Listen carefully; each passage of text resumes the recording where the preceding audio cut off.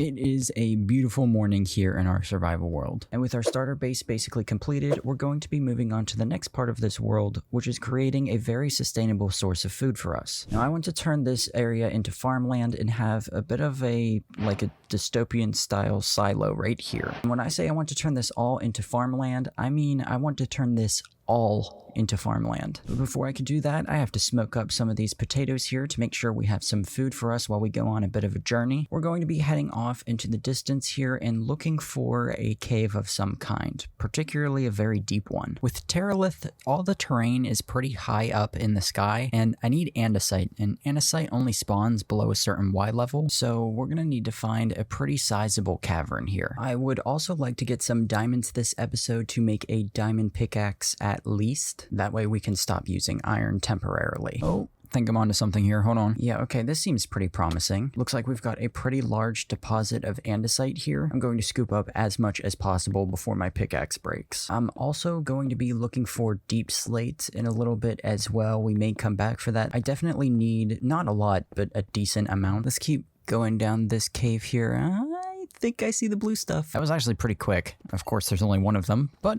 we got the first diamond of the series. I wonder if Terralith actually changes the range in which diamonds can spawn in. I still feel like we're pretty high up. Diamond vein number 2. Maybe we can get more than 1 this time. We can. 3. Any more? Maybe 4? Nope, just 3. That's fine. Keep moving down this way though. I think I see some more lava. And yeah, okay. Got another one. Any more? Nope.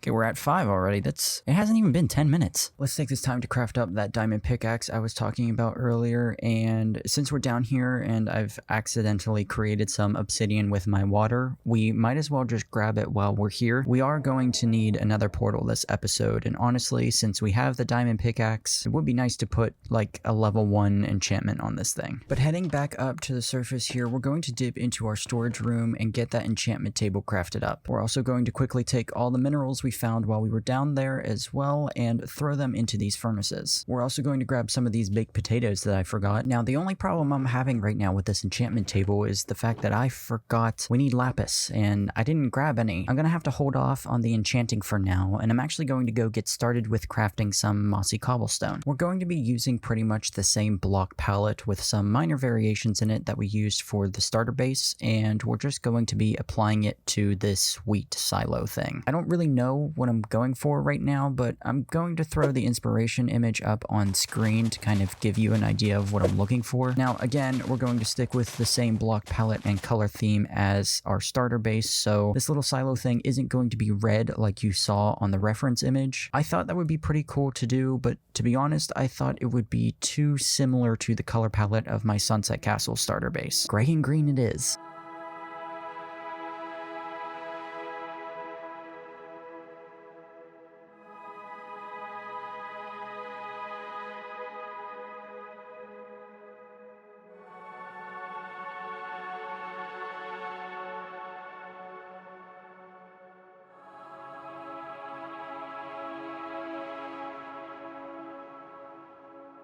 Okay, so I've got the basic shape, this kind of like circular thing worked out here, and what I want to do now is come in with some mossy cobblestone walls, and andesite walls. And what we're going to do is we're basically going to run these up the entire side of the build, matching the wall block with the block that is on the surface itself so it blends together nicely. We're going to do this in all of the corners to try and round out the shape of the build to give it, again, more of that circular feel that we're going for. And the MLG water bucket was just a flex. Now, aside from any of the smaller details, we're honestly pretty much done here. I just have to outline the top with these stone stairs. And for now, we're going to create a little bit of a roof. Well, this isn't going to be the actual roof. This is actually the floor of what is going to be a different section, and there's going to be a roof above that. Yep, good enough for me. But now it's time we head back down into the caves because I am going to be needing some of that deep slate that I was talking about earlier, and I would also like to keep my eye out for some lapis so that we can start enchanting and whatnot. That is a lot of mobs.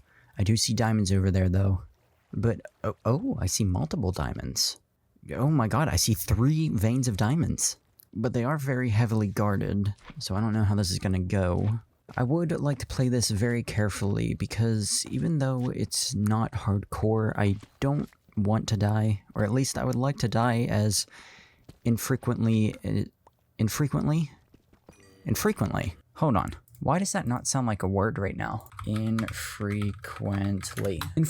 Not often. Rarely. That is a basic English word. Why am I struggling right now? I just don't want to die a lot, basically. And oh my god, this might be a problem. I think that creeper took care of most of the zombies for us though, but there are 2 more over here. Oh good lord. Hello everybody, time to tower up. Eat this potato. Cover a little bit. I don't know why I only brought a stone sword. Let's just keep running here. Placing these torches down, and please be more than 1 diamond here. Please be worth it. Of course not. Because why would you? Thank you, Mojang. Oh my god, we're gonna die. Oh my god. Bob and weave. Wait, let me grab this other one. Stay away, slime. Okay, there was only 1 there too. Fantastic. I mean, it was worth it. We got 2 diamonds, and we didn't come close to death there. Let's start heading in this direction though. This cave over here looks to be much safer than the one we were just at. There's some gold here at least. And honestly, we're just gonna stay right here and start digging out some deep slate. This seems like a pretty safe area to do that. Oh, hello there. Dude, I said I wanted to find like 3 diamonds for a pickaxe today, but we're kind of rolling in it right now. I'm not gonna lie. I kind of feel like Adele right now, except I'm not washed up and divorced. There's no way. Is that more down there? It's scripted. I already know what the comments are gonna be. It's scripted. I'm cheating. I went ahead in creative mode and placed all these diamonds. We're standing at a double spawner right now. This is not a great look for me, considering the commentary I was just giving. This spawner doesn't even have any chests. I've never seen that before. Why does that happen? Well, anyways, that was a zombie one. Let's go down here. What are you? It's a skeleton spawner. Because of course it is. I don't have any more torches, so I can't actually stop... what is this precision aim? I can't actually stop them from spawning right now, so I don't want to risk my life, and we're going to back off. Just get back to mining our deep slate. There's no shot this guy followed me all the way up here. Well, I see lapis over here, which just happens to be the other blue that I need. Let me grab that. Perfect. There, dude. It's not even funny at this point. I mean, what are we doing? Of course, it's an absolutely massive vein. Oh my god, there's another one in the corner. But listen, I think it's time we cash out and leave. I found 22 of them, which is amazing. And I got what should be enough deep slate to finish the part of the build that requires deep slate. So let's head back up to the surface, get this cobbled deep slate turned into deep slate tiles, throw the iron and copper we found into the furnace. I'm gonna smoke up some more potatoes too while we're here. And we're going to quickly enchant the diamond pickaxe we got. And I think Unbreaking 1 will be perfect. There we go, guys. Our first enchantment in the series complete.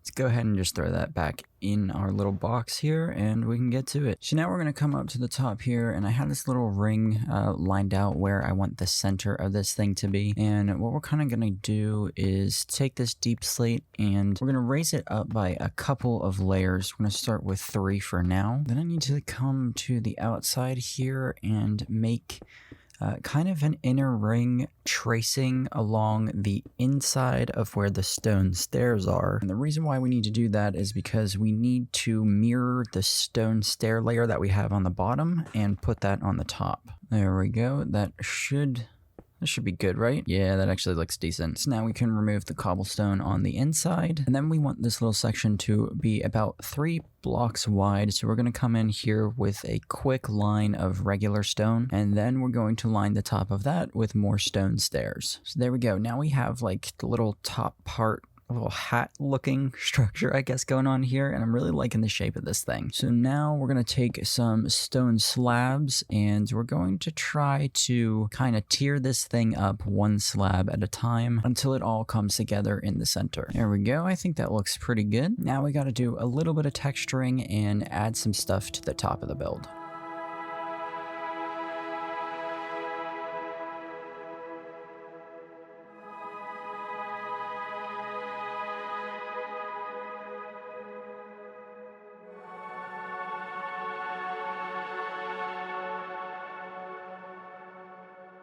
So now I've created a bunch of iron bars and lightning rods and iron trapdoors and stuff. And what I want to do is I want to come on the kind of inside of the top of the structure here. And I want to create like a bunch of pipes and wiring to make it look like the underbelly portion of the roof is exposed. So this way we can just have some interesting shapes and stuff going on here, and it won't look so plain and boring and just like a regular old flat roof. And honestly, I thought this would make a lot of sense considering the fact that we have some kind of like radio antennas going on at the top here, kind of like we do on our starter house. So it would make sense that there's a bunch of like working inner pieces going on underneath the top of the structure. And this will help us too with a little bit of world building by not just having like a regular silo. It'll make it look like this is some kind of integrated structure with the rest of the builds that is able to communicate with them and work together. All right, looking good. And now is the time that we actually go to the Nether, and I'm very nervous about this. Again, obviously, if we die, it's really no big deal because, again, this is regular survival. I have to keep reminding myself of that because I'm so used to playing hardcore at this point, but I really don't want to lose the 28, 29 levels we have, so I'm going to be very careful here. And I'm actually going to be building this thing in this little opening across the forest from us. I think this would be a pretty cool place to have our Nether portal permanently. However, the position it's in now is temporary. Okay, please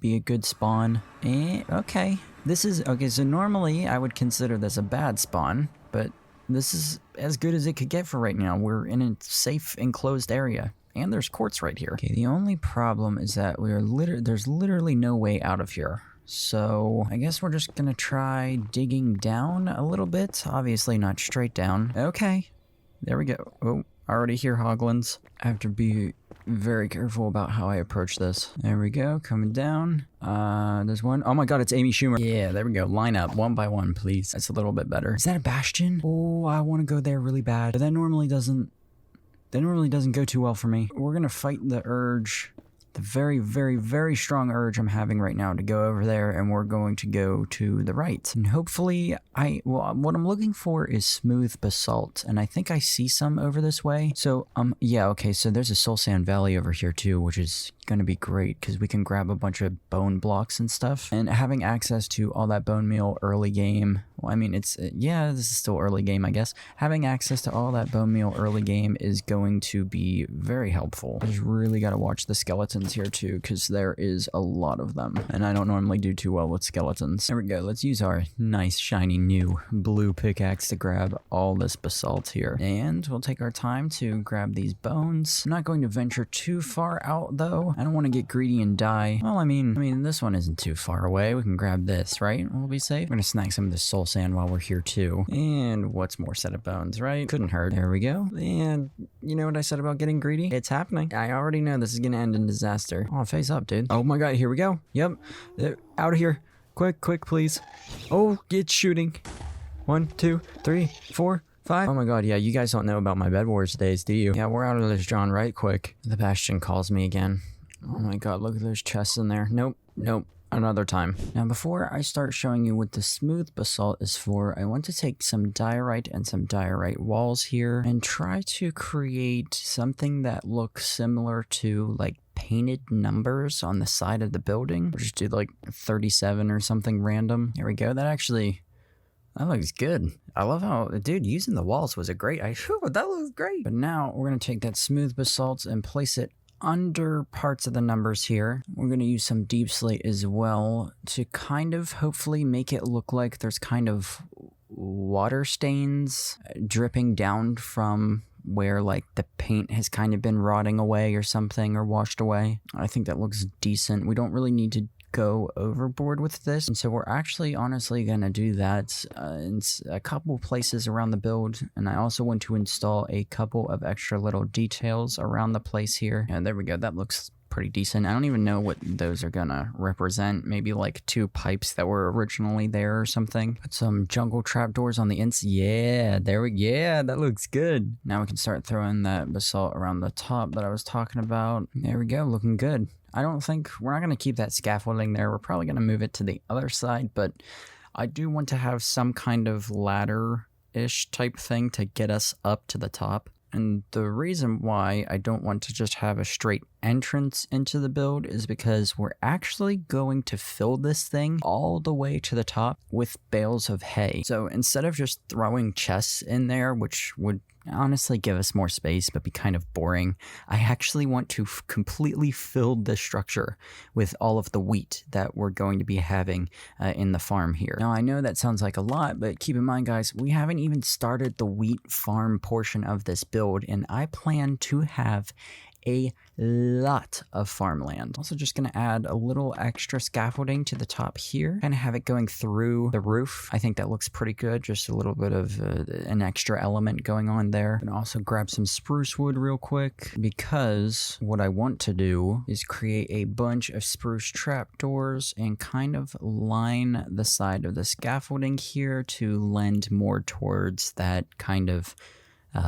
this is a ladder and not regular scaffolding idea. There we go. I actually like that. It looks a little dumb and bland and beginner Minecrafty, but I'm enjoying it. Also just going to add some little towers or like sensor things to the side of the build here. Just do a little bit of terraforming around these sensors here too, just so they're not sticking out weird like. Hey, that thing looks pretty good from a distance. I also added a little acacia pipe kind of to act as, well, I ran out of copper, so I figured acacia would do just as well. This thing looks good, but now comes a pretty fun part of this process. I need to get rid of all the grass and flowers that are in this area, and one of the best ways to do that is by using buckets of water to kind of make the water cascade down the sides of these hills here to collect everything for me. Now, it's not going to be perfect, but we can get a large majority of this done if we use this process. There we go. Things are looking pretty empty. Also just going to enchant one of these shovels here real quick and one of these iron hoes. I mean,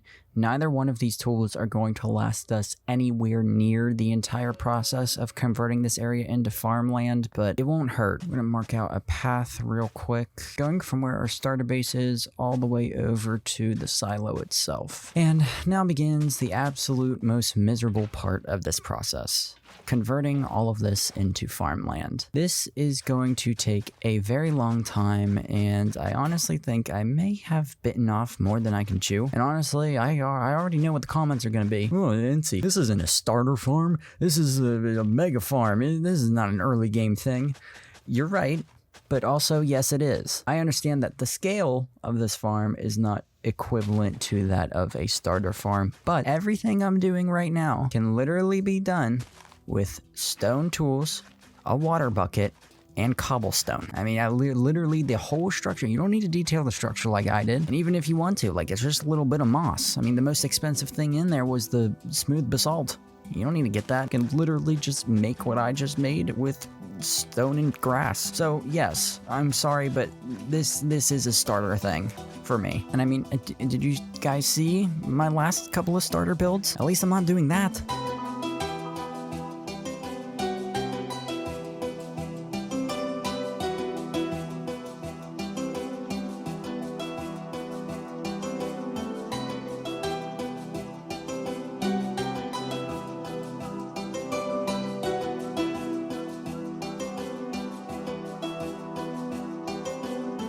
Welp, that didn't last long. Listen, again, I know it's regular survival and literally nothing is going to happen because I just died, but I really wanted to see how long we could go without dying in this world, and apparently not even 2 episodes. But anyways, I've gotten a lot of this farmed out already, and I know it doesn't look like it, but this took a few hours already, and I am burning through stone hose here, so I don't know, this is gonna take a while, but I'm just gonna get back to it.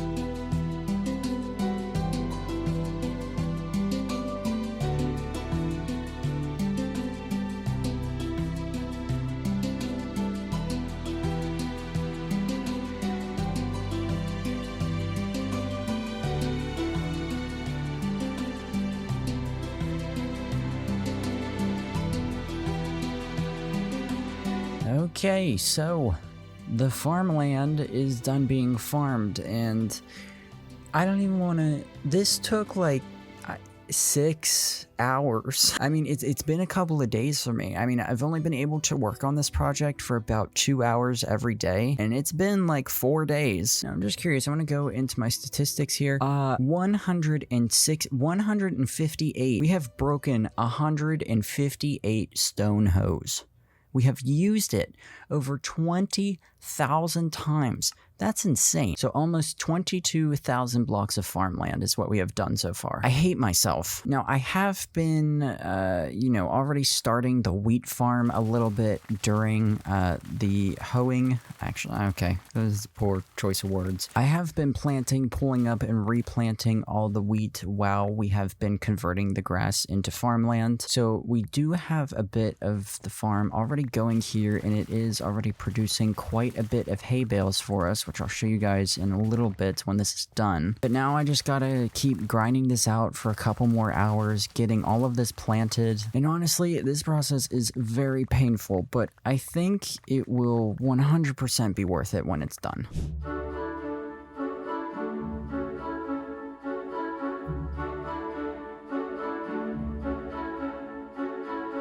Okay, so here's the deal. I'm in the process of placing this wheat down, and I'm realizing that I'm wasting a lot of time just standing around waiting for the replanted wheat to grow. Because in order to actually fill this farm in, again, I have to farm a large portion of the wheat and then collect it all. Then I have to replant it, and then I plant the excess that I have from that harvest. And then I have to wait until it all grows back for me to farm it again. And I'm wasting a good half hour in between farming sessions where I could be otherwise being productive. So what I'm going to do is I've marked out the perimeter of the farm in cobblestone, and I'm going to take some stone and some stone slabs, stone stairs, and all the cobblestone variants of stairs and slabs and all that stuff, and I'm going to build up kind of like a natural wall around the farm. We are also going to come in with some oak leaves and some foliage to kind of hide all the the jankiness of this wall, kind of to make it look better and more natural. And I also think what I'm going to do is take some moss blocks and kind of add them to the perimeter of the build here to give us a little bit of extra greenery. But after that, it is back to just fully planting the wheat.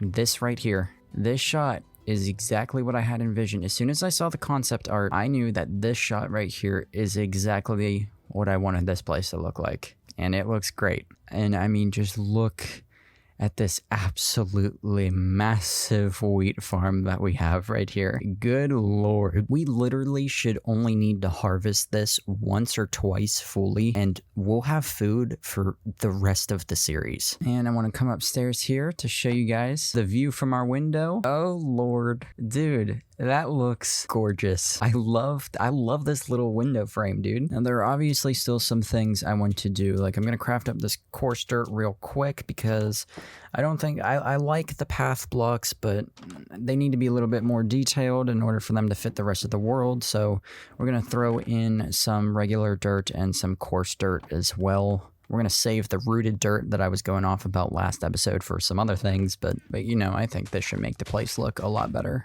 Okay, so the path blocks are definitely helping, but what I need to do now is make a few trips over to the spruce forest here, because what I want to do is I want to cover all of the water spots with spruce trap doors. Now, the reason why I want to do that is, one, because obviously having the brown trapdoors on the ground covering the water is going to make it more appealing from above. We're not going to have all these jarring blue dots everywhere amidst the yellow and browns of the rest of the farm. It will all just be yellow and brown, so it'll all fit. And there we go. Okay, that looks a lot better. But now I want to move on to creating more of these kind of like sensor-like structures that I had near the bottom of the silo. I'm going to make these a little bit more complicated though. You're going to come up above the iron bars here, place down, you know, a wall of fence, then some iron bars, and we're going to throw a redstone torch, if I can get up there, redstone torch on top of it as well. Yeah, there we go. Something like that. We're probably going to add some buttons to it too, but I think that's looking pretty good. And now, basically, what I want these things to act as is, well, okay, so first of all, I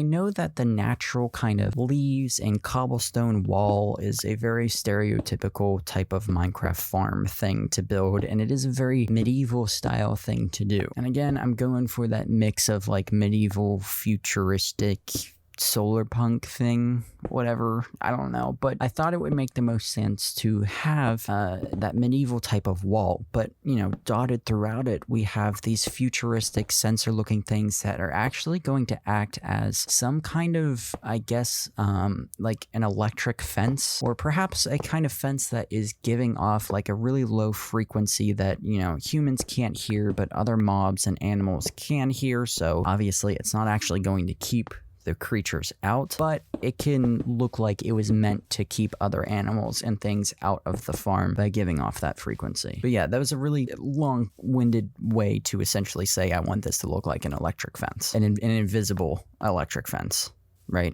Because electric fences and invisible fences are two different things. What did the okay, so dogs, right? Like their collars, you know, that you can have like the invisible fences where it's just like a proximity alert thing where if they get too close to your yard, it'll shock them, like that kind of thing. Like there is no actual fence, there's no wires here, but it's giving, you know what, you guys know, you already know. I'm treating you guys like you're dumb. You're not dumb. I'm sure you know what I'm trying to do here. Moving on. Yep, and there we go. I've got quite a few of them dotted throughout the area, and I kind of made sure they were unevenly placed as well. But I think that adds a lot to the build. You know, from above you can't really tell, but if you look at it from like down here, like, yeah, that looks pretty cool.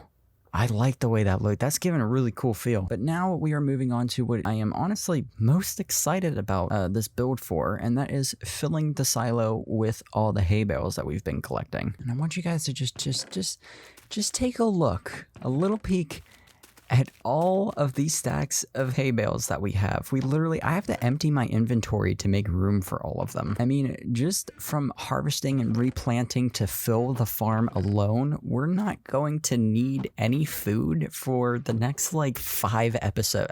Even more than that, dude. We may never need food again. We have so many hay bales. So let's just dig through the wall here and water bucket down and start filling this thing up.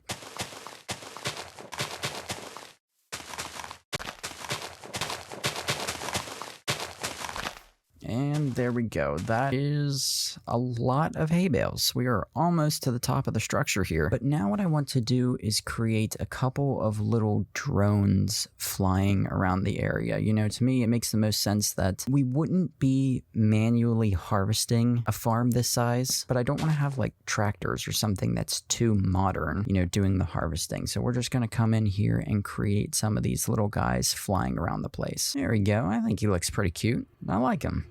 I'll make a few more.